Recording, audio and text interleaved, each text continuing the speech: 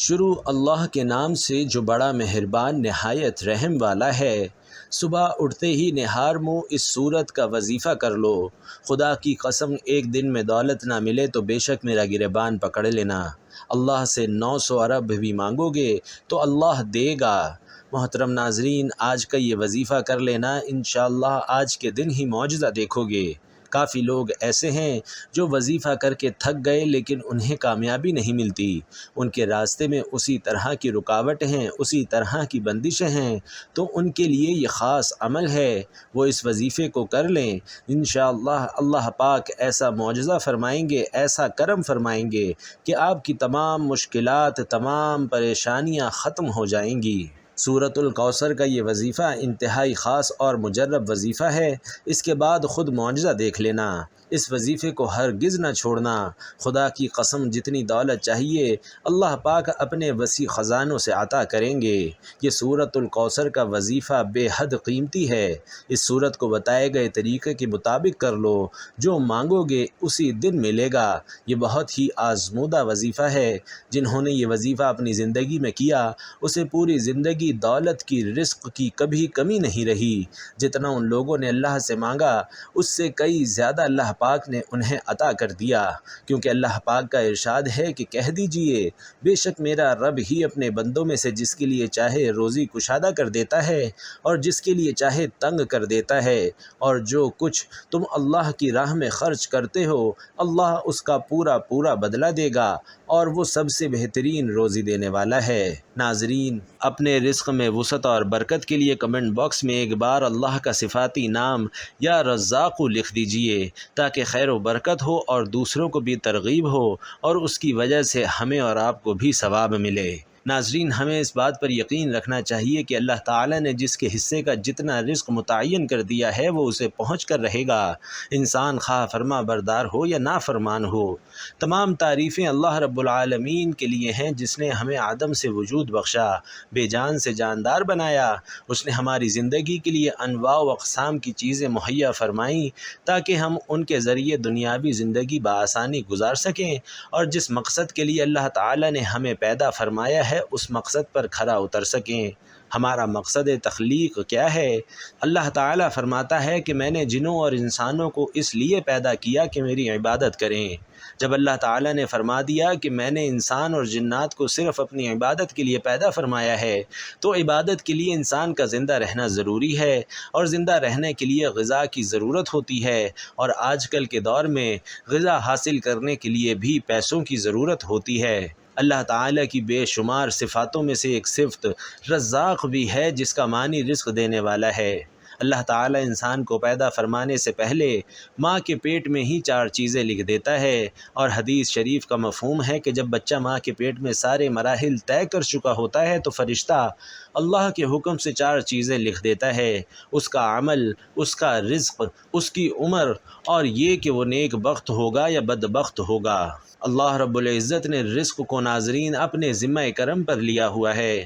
اللہ کے رزق میں اتنی وسعت ہے جس کا کوئی اندازہ نہیں لگا سکتا۔ وہ اپنی ہر مخلوق کو رزق دیتا ہے، چاہے وہ چھوٹی ہو یا بڑی ہو، مرد ہو یا عورت ہو، شقی ہو یا سعید ہو، فرما بردار ہو یا نافرمان ہو، کافر ہو یا مسلم ہو۔ غرض کہ اللہ تعالیٰ اپنی تمام مخلوق کو اس کے حصے کا رزق پہنچاتا ہے، اور یہاں تک کہ چوٹیوں کو ان کے بلوں میں اور مچھلیوں کو سمندروں کی تہوں میں رزق پہنچاتا ہے۔ اس کے ساتھ ہی وہ اپنے بندوں کا امتحان بھی لیتا ہے۔ اس لیے ہمیں چاہیے کہ رزق حاصل کرنے کے راستے میں ہم صبر سے کام لیں اور اسی پر کامل بھروسہ کریں۔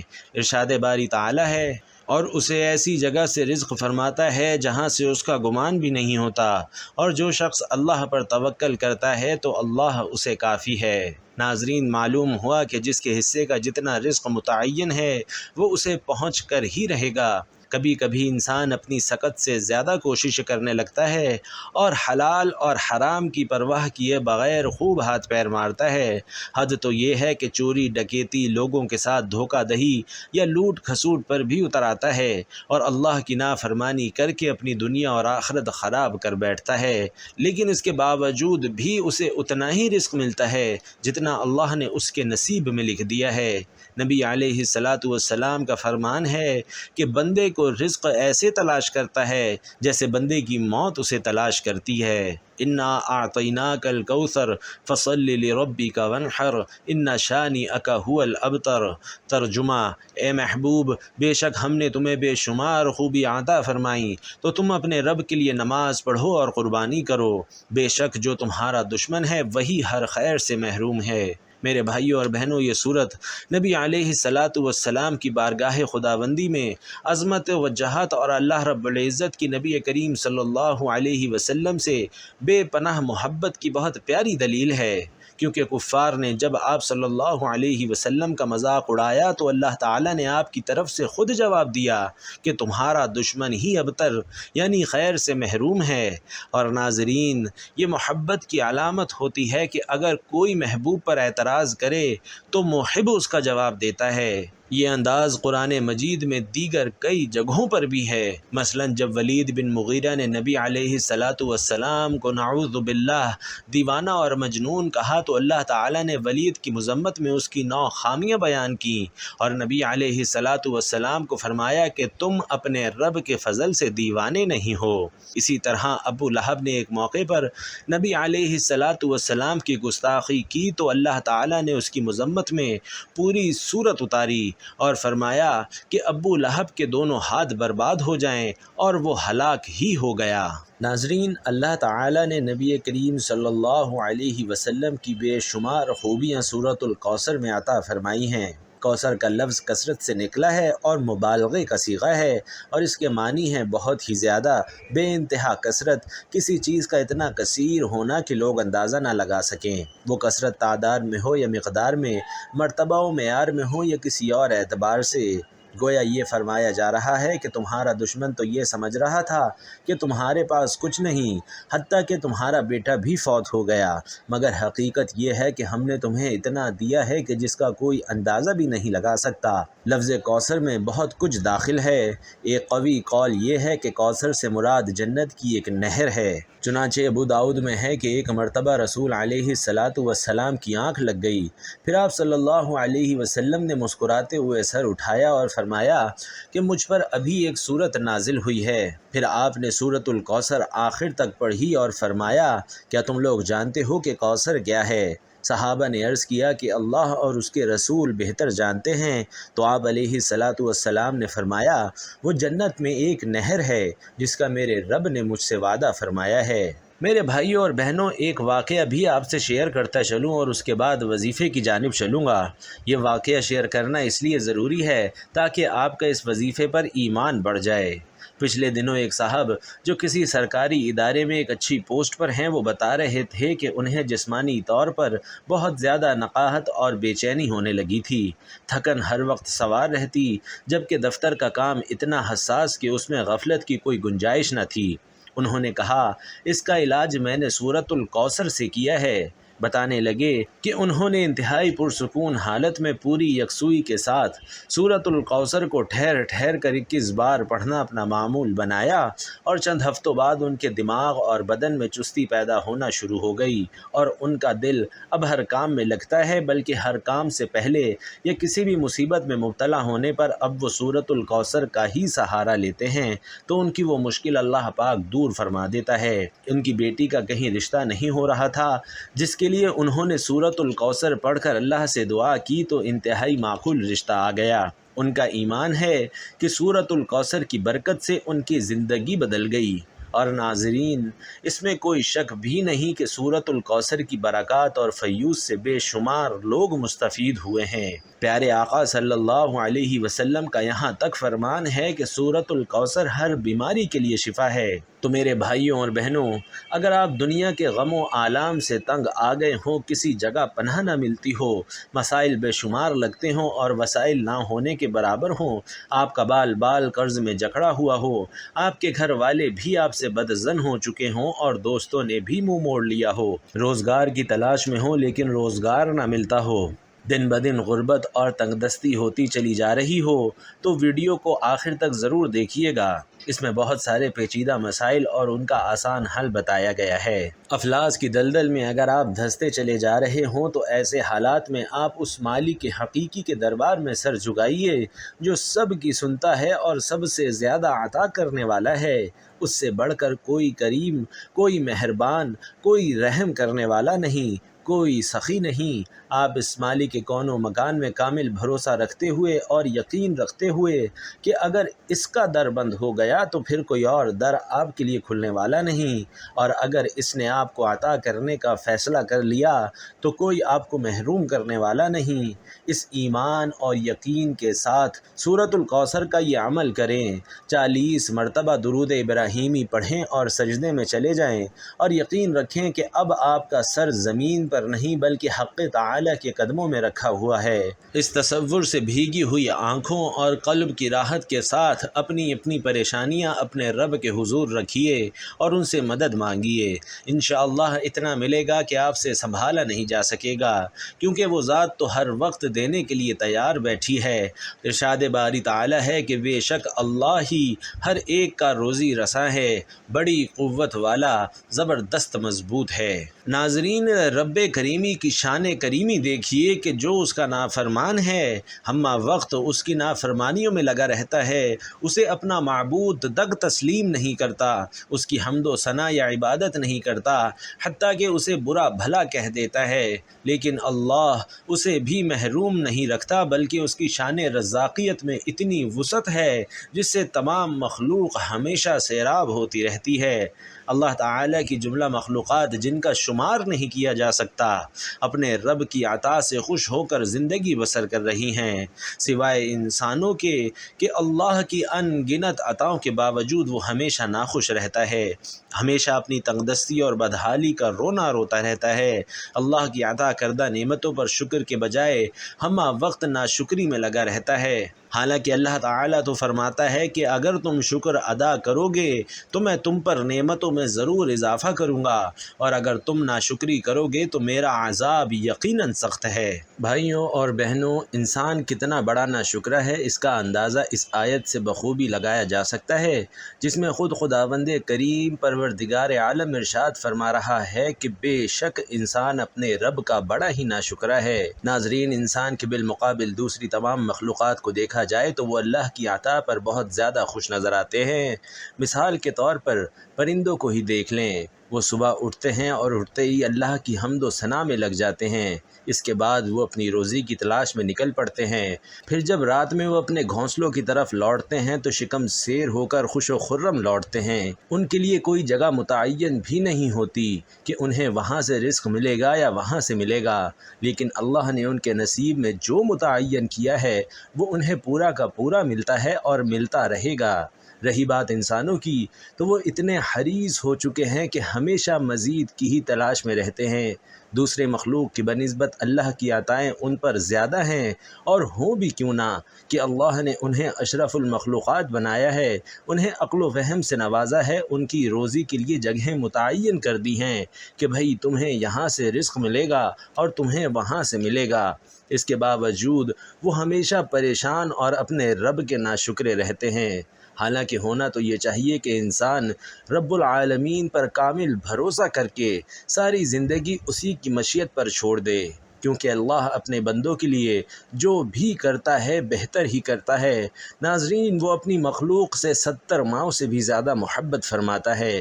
آج ہماری زبوحالی اور در بدر کی ٹھوکریں کھانے کی ایک وجہ یہ بھی ہے کہ ہم اللہ کی نعمت سے نا امید اور صبر و شکر سے کوسوں دور ہو گئے ہیں، حالانکہ خود پروردگار عالم قرآن مجید میں ارشاد فرماتا ہے کہ اے میرے بندو، وہ بندو جنہوں نے اپنی جانوں پر زیادتی کر لی ہے، تم اللہ کی رحمت سے مایوس نہ ہونا۔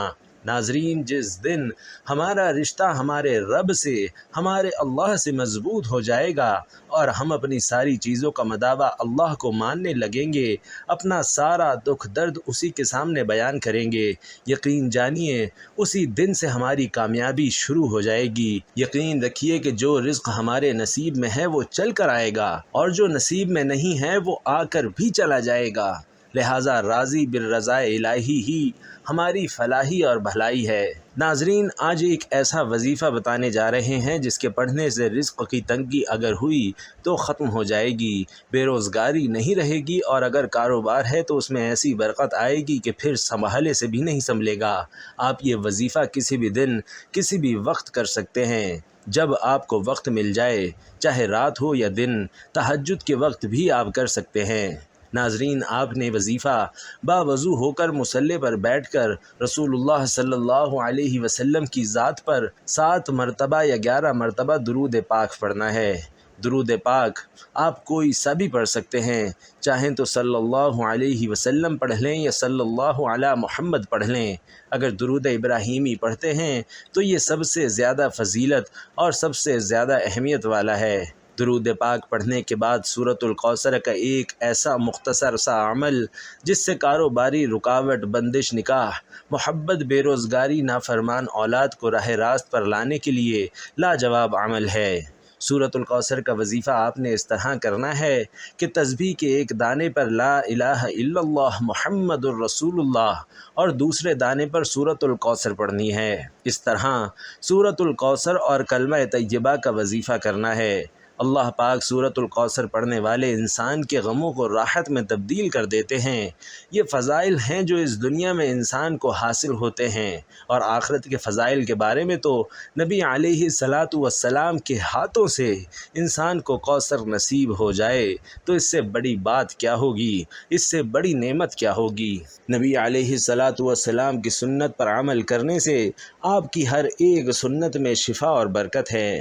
جو شخص اس سنت کے ساتھ چلے گا، یقیناً دنیا اور آخرت اس کے لیے راحت کا سبب بنے گی۔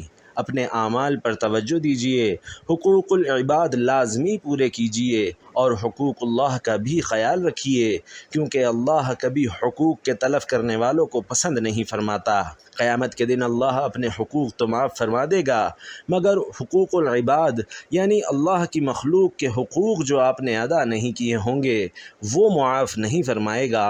ان پر آپ کو سزا دی جائے گی اور آپ کی نیکیوں سے ان حقوق کو ادا کیا جائے گا۔ آپ اللہ پاک سے اپنی تمام حاجتوں کے لیے، اپنی مرادوں کے لیے دعا مانگ لیجئے گا۔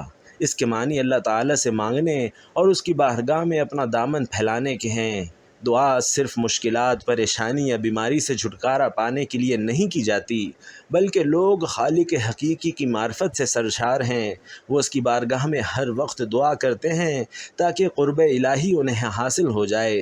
قبولیت دعا کے لیے ناظرین ایک ضروری شرط یہ ہے کہ آدمی جلد بازی سے کام نہ لے۔ بعض دفعہ ایسا ہوتا ہے کہ آدمی اپنی کسی حاجت کے لیے دعا مانگتا ہے، پھر جب بظاہر وہ مراد بر نہیں آتی تو مایوس ہو کر نہ صرف دعا کرنا چھوڑ دیتا ہے بلکہ اس کا ایمان بھی کمزور ہو جاتا ہے۔ دعا کرتے وقت انسان یہ محسوس کرے کہ اسے اللہ تعالیٰ سے استعانت کی شدید ضرورت ہے، اور صرف اللہ پاک کی ذات ہی اس کی ضرورت پوری کر سکتی ہے، جو اس مجبور کی دعا کو اس وقت شرف قبولیت سے نوازتا ہے جب وہ اس سے دعا کرے، اور اللہ ہی کی ذات ہر تکلیف کو دور کرنے والی ہے۔ اگر کوئی شخص اس طرح دعا کرے کہ وہ سمجھتا ہو کہ وہ اللہ تعالیٰ سے بے نیاز ہے، اسے اللہ سبحانہ و تعالیٰ کی ذات اقدس سے دعا کی کوئی ضرورت اور حاجت نہیں، بلکہ وہ صرف عادت اور روٹھنے کے طور پر دعا کر رہا ہے۔ ایک دفعہ ایک عورت رسول علیہ الصلاۃ والسلام کے پاس آئی اور اپنے شوہر کی شکایت کی کہ وہ بہت زیادہ اپنے دوستوں کو گھر کی دعوت دیتا رہتا ہے اور وہ تھک جاتی ہے کھانا بنا کے اور مہمانداری میں۔ رسول علیہ الصلاۃ والسلام نے کوئی جواب نہ دیا اور وہ عورت واپس چلی گئی۔ کچھ دیر بعد رسول اللہ صلی اللہ علیہ وسلم نے اس عورت کے شوہر کو بلوایا اور فرمایا کہ آج میں تمہارا مہمان ہوں۔ وہ آدمی بہت زیادہ خوش ہوا اور گھر جا کے اپنی بیوی کو بتایا کہ رسول علیہ الصلاۃ والسلام آج ہمارے مہمان ہیں۔ اس کی بیوی بے حد خوش ہوئی اور وقت لگا کر محنت سے ہر چیز اچھی طرح تیار کرنے میں مصروف عمل ہو گئی۔ اس زبردست پرتکلف دعوت کے بعد رسول اللہ صلی اللہ علیہ وسلم نے اس شخص سے کہا کہ اپنی بیوی سے کہنا اس دروازے کو دیکھتی رہے جس سے میں جاؤں گا۔ تو اس کی بیوی نے ایسا ہی کیا اور دیکھتی رہی کہ کس طرح رسول صلی اللہ علیہ وسلم کے گھر سے نکلتے ہی کہ آپ صلی اللہ علیہ وسلم کے پیچھے بہت سے حشرات گھر سے باہر نکل گئے، اور یہ عجیب و غریب منظر دیکھ کر وہ عورت بے ہوش ہو گئی۔